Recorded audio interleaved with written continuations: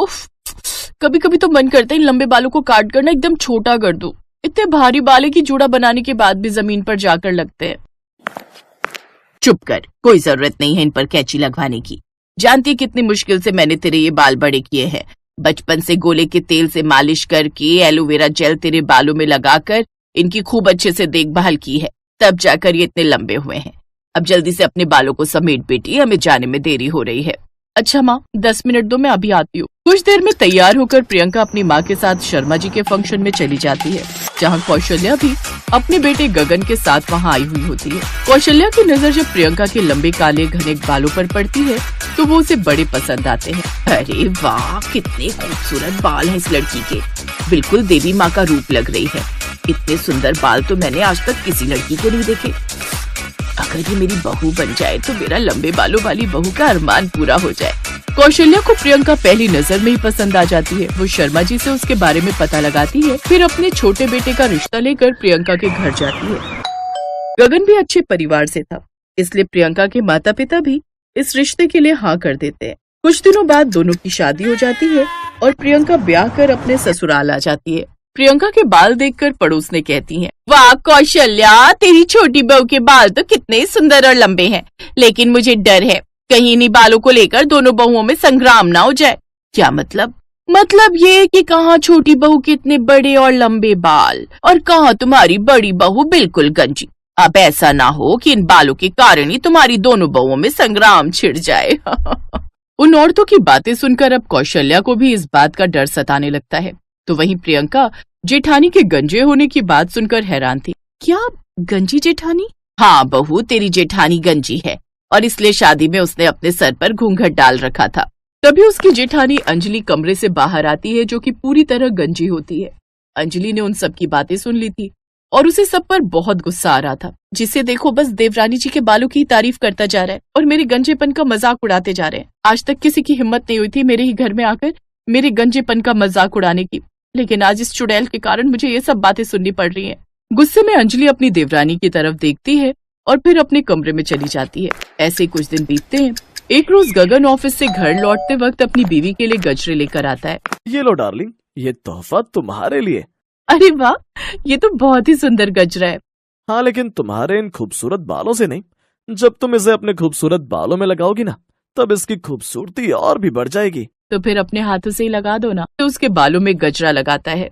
दूर खड़ी अंजलि की नजर उस पर जाती है तो वो गुस्से से भनभनाते हुए अपने कमरे में जाती है। क्या किस्मत है उस देवरानी की, एक तो ऊपर वाले ने इतने लंबे खूबसूरत बाल दे दिए, ऊपर से इतना प्यार करने वाला पति। देखो जरा बाहर जाकर कैसे प्यार से उसके लिए गजरा लेकर आए है और उसके बालों में लगा रहा है। तो तुम क्या चाहती हो, मैं भी तुम्हारी इस टकली टाट के लिए फूल लेकर आऊं? अरे जब वो इस खेत पर टिकेंगे ही नहीं तो क्या फायदा लगाने का। तुम बिना अच्छा मजाक कर लेती हो। मदन हंसते हुए वहाँ से चला जाता है। शादी के इतने सालों के बाद भी मदन ने कभी अपनी बीवी का मजाक नहीं उड़ाया था, लेकिन आज लंबे बालों वाली देवरानी के घर में आते ही अब तो वो भी उसका मजाक उड़ाने लगता है, जिस कारण अब अंजलि और भी अपनी देवरानी से खिंची खिंची रहने लगी। कुछ ही दिनों में दोनों में मनमुटाव भी होने लगे, जिस कारण कौशल्या ने समय रहते दोनों बहुओं का बंटवारा कर दिया। अब देवरानी घर के ऊपरी हिस्से में और गंजी जेठानी घर के निचले हिस्से में रहने लगी। एक रोज उन सबको किसी शादी में जाना था। कौशल्या काफी देर से हॉल में खड़ी दोनों बहुओं का इंतजार कर रही थी। ओफो बहुओं, अब आ भी जाओ, कितना वक्त लगाओगी? माँ जी वो बाल संवारने में। हाँ हाँ रहने दे बहू, जानती हूँ तुझे तो वक्त लग ही गया होगा, लेकिन इस मुई गंजी को क्यों इतनी देर लग गई? इस टकले को चमकाने में क्यों देर हो गई तुझे तो बल्कि जल्दी से तैयार होकर अपनी देवरानी की मदद करनी चाहिए थी। अब चलो भी, बारात आ जाएगी। कुछ देर बाद वो सब शादी में पहुँचे तो सबकी नजर देवरानी के खूबसूरत बालों पर जाती तो उसकी तारीफ करते नहीं थकते। वाओ प्रियंका भाभी, आप तो वैसे ही कितने खूबसूरत हो, ऊपर से ये खूबसूरत बाल आपकी खूबसूरती में 4 चांद लगा रहे। बताओ ना आप अपने बालों में क्या लगाते हो? अच्छा आओ, मुझे आपके साथ सेल्फी लेकर सोशल मीडिया पर अपलोड करनी है। पूरी शादी में सबका ध्यान सिर्फ प्रियंका के बालों पर था। सब उसे ही घेर कर खड़े थे। अंजलि भले ही जेठानी थी, लेकिन फिर भी उसे वो इज्जत नहीं मिल रही थी जो उसकी देवरानी को मिल रही थी। अब प्रियंका के लिए उसके मन में नफरत और भी बढ़ गई। उस रात घर आकर वो भी चैन की नींद नहीं सो पाई। बड़ा घमंड है ना इस देवरानी को अपने इन लंबे बालों पर। अब इसे ऐसा मजा चखाऊंगी कि ये भी याद रखेगी। अगले दिन वो ऊपर अपनी देवरानी के कमरे में जाती है और उसके बिस्तर पर च्युइंगम चिपका देती है। कुछ देर बाद जब देवरानी रसोई में काम करके अपने कमरे में कमर सीधी करने के लिए लेटती है तो उसके बालों में च्युइंगम चिपक गई। आ आ अरे ये क्या, मेरे बाल ये चिपक कैसे गए? माँ जी। कुछ देर बाद वो दोनों वहां आती हैं। माँ जी देखिए ना, मेरे बालों में च्युइंगम चिपक गई। ओह नो, लगता है अब तो आपके बालों को कटवाना पड़ेगा देवरानी जी, मैं अभी कैंची लाती हूँ। नहीं, उसकी कोई जरूरत नहीं है, तू 2 मिनट रुक बहू, मैं अभी आई। सास फ्रिज से बर्फ लेकर आई और प्रियंका के बालों पर लगाकर उस च्युइंगम को छुड़वा दिया। ओह नो, इस बुढ़िया ने तो ये प्लान चौपट कर दिया। कोई बात, ये ना सही तो दूसरा प्लान सही। अगले दिन जब प्रियंका नहा रही होती है तो उसकी जेठानी ऊपर उसके फ्लोर में जाती है और उसके कमरे में रखे नारियल के तेल में हेयर रिमूवर लिक्विड मिला देती है। फिर जब प्रियंका वो तेल अपने बालों में लगाती है तो उसके काफी बाल झड़ जाते हैं। ओह गॉड, मेरे बाल इतने कैसे झड़ने लगे? तेल की एक्सपायरी डेट तो ठीक है। हो सकता है प्रियंका कोई मिलावटी तेल आ गया हो। ऐसा करो, ये बोतल तुम फेंक दो, मैं कल ऑफिस से आते हुए नया तेल ले आऊंगा। ऐसे ही कुछ दिन बीत जाते हैं। अंजलि हर वो प्रोडक्ट यूज करती जो प्रियंका यूज करती थी, लेकिन फिर भी उसके सर पर बाल नहीं आते थे। अपने टकलेपन से अब वो परेशान हो चुकी थी और अपनी देवरानी के लंबे बाल देखकर भी। इसलिए अब उसने फैसला किया कि अब वो कुछ ऐसा करेगी जिससे उसकी देवरानी के सारे बाल ही खराब हो जाए और उसे अपने बाल कटवाने पड़े। फिर अगले दिन जब देवरानी ऊपर अपनी बालकनी में अपने बाल खोलकर बैठी थी तो नीचे खड़ी गंजी जेठानी के मन में एक विचार आया, अब आज देवरानी के लंबे बालों का ये आखिरी दिन होगा, अब आएगा मजा। अंजलि तुलसी में दिया जलाने के बहाने दिया लेकर बाहर आई और अपनी देवरानी के लंबे लटकते हुए बालों के पास वो जलता हुआ दिया रख देती है, जिसके चलते धीरे धीरे प्रियंका के बालों में आग लगने लगती है और उसके बाल जलने लगते हैं। प्रियंका संभालो खुद को। कौशल्या वहां आती है और अपनी बड़ी बहू को जोरदार थप्पड़ मारती है। अच्छे से जानती हूँ ये सब तूने जानबूझकर किया है। ये आप क्या कह रही हैं? मैं भला ऐसा क्यों करूंगी? क्योंकि तू उसके लंबे बालों से जलती है और ये बात प्रियंका को बहुत पहले ही पता चल चुकी थी। वो च्युइंगम भी तूने ही उसके बिस्तर पर चिपकाई थी और तेल में भी तूने ही मिलावट की थी। हमें तेरे पति ने सब बता दिया है। मुझे शर्म आती है तुझे अपनी बहू कहते हुए भी। तो मैं और क्या करती? जब से ये आई आप सब इसके बालों की तारीफ करते रहते और मेरे गंजेपन का मजाक उड़ाते रहते थे। अब मेरे बाल अपने आप झड़ते चले गए तो इसमें मेरा क्या कसूर है?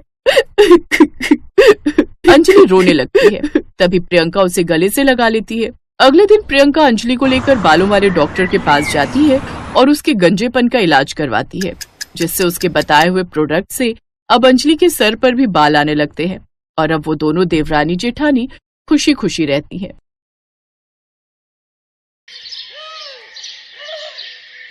मैंने कहा था ना मेरे मायके वालों के लिए बढ़िया नाश्ता लेकर आना। हाँ तो लाया तो था। अच्छा, समोसे कौन सा बढ़िया नाश्ता होता है? तो और क्या लाता?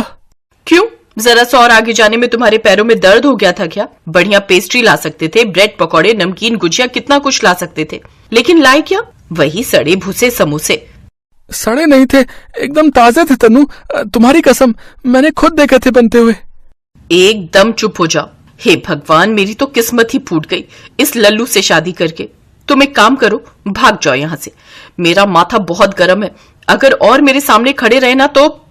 अपनी पत्नी तन्नू का गुस्सा देखकर बेचारा शिबू वहां से भाग खड़ा हुआ। शिबू एक सीधा साधा आदमी था, पर उसकी पत्नी तन्नू बड़ी खतरनाक औरत थी। तन्नू से मार खाने के बाद बेचारा शिबू घर के सामने वाले पार्क में जाकर बैठ गया। वहां बैठकर वो अपनी किस्मत को कोस ही रहा था कि अचानक उसकी पीठ पर एक जोरदार मुक्का पड़ा। एक नंबर के कामचोर हो, घर से निकले तो यहाँ आकर पसर गए। सब्जी कौन लेकर आएगा? जा रहा हूँ। बेचारा शिबू अपनी टेढ़ी पीठ लेकर बाजार की तरफ चला जा रहा था और मन ही मन बड़बड़ाए जा रहा था। हे प्रभु, ये किस चांडाल को मेरे पल्ले बांध दिया आपने। अरे यार, किसकी बीवी होती है ऐसी? दुनिया भर में यही पिशाचिनी मिली थी आपको मेरे लिए। शिबू का मुंह उतरा हुआ था। वो धीरे धीरे आगे बढ़ ही रहा था कि तभी किसी ने उसके कंधे पर हाथ रखा। शिबू ने सोचा कि उसकी पत्नी तनु, लेकिन तभी उसके कानों में आवाज पड़ी। ओए शिबू, ओए कहाँ जा रहा है बे? और इतना घबराया हुआ सा क्यों है? अरे केतन, तू, मुझे लगा। क्या लगा? कि भाभी फिर आ गई तुझे पीटने? हैं? बोल बोल बोल। उड़ा ले बेटा, मेरा मजाक उड़ा ले। तुझे गलती कर दी बता के यार। अच्छा सॉरी भाई, वैसे क्या आज फिर से पिटा है तू? है?